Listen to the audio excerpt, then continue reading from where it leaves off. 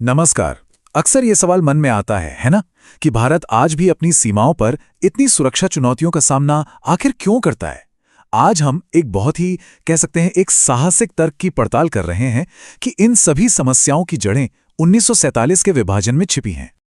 तो ये एक बहुत ही पावरफुल स्टेटमेंट है ना? लेखक का कहना है कि भारत की सुरक्षा पर पहला हमला बाहर से नहीं बल्कि भीतर से हुआ था, विभाजन के उस एक फैसले के रूप में। तो चलिए जरा गहराई से देखते हैं कि लेखक इस तर्क को कैसे पेश करते हैं। तो हम इस पूरी कहानी को 6 हिस्सों में समझेंगे। शुरुआत करेंगे विभाजन के असर से और फिर देखेंगे कि इसके नतीजे आज तक हमें कैसे परेशान कर रहे हैं। तो चलिए शुरू करते हैं पहले हिस्से से। आखिर विभाजन को ही मतलब द ओरिजिनल प्रॉब्लम क्यों माना जाता है? लेखक के तर्क की शुरुआत यहीं से होती है। देखिए, तर्क बहुत सीधा सा है। एक एकजुट भारत जो हिमालय और समुद्र से घिरा था, वो कुदरती तौर पर नेचुरली सुरक्षित था। उसे बांटकर हमने असल में कोई समस्या सुलझाई नहीं, बल्कि भारत और पाकिस्तान दोनों के लिए नई और कभी ना खत्म होने वाली परेशानियां खड़ी कर दी। मतलब सिर्फ एक फैसले ने सब कुछ बदल कर रख दिया। नई बनावटी कह सकते हैं अतार्किक सीमाएं खींच दी गईं और इसकी वजह से एक नेचुरल भौगोलिक रूप से सुरक्षित जो इलाका था वो टूट गया और बस सुरक्षा की पूरी सोच ही हमेशा के लिए बदल गई।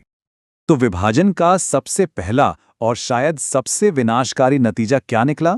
देश की जो ढाल थी वो ही टूट गई, यानी सेना का बंटवारा।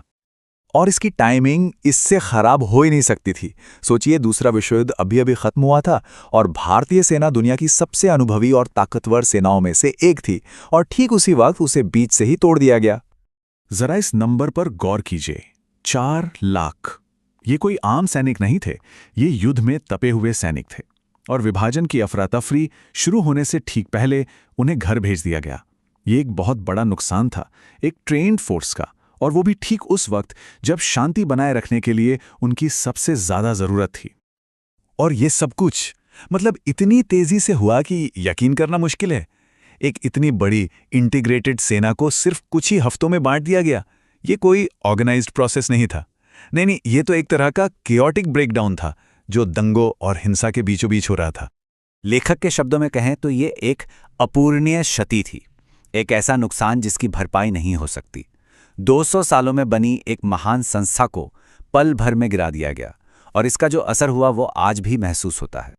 अच्छा, एक तरफ तो थी टूटी हुई सेना, ये तो एक समस्या थी ही, पर दूसरी बड़ी समस्या क्या थी? वो थी एक ऐसी नई लीडरशिप जिससे स्ट्रेटेजिक सिक्योरिटी मामलों का कोई खास तजुर्बा नहीं था।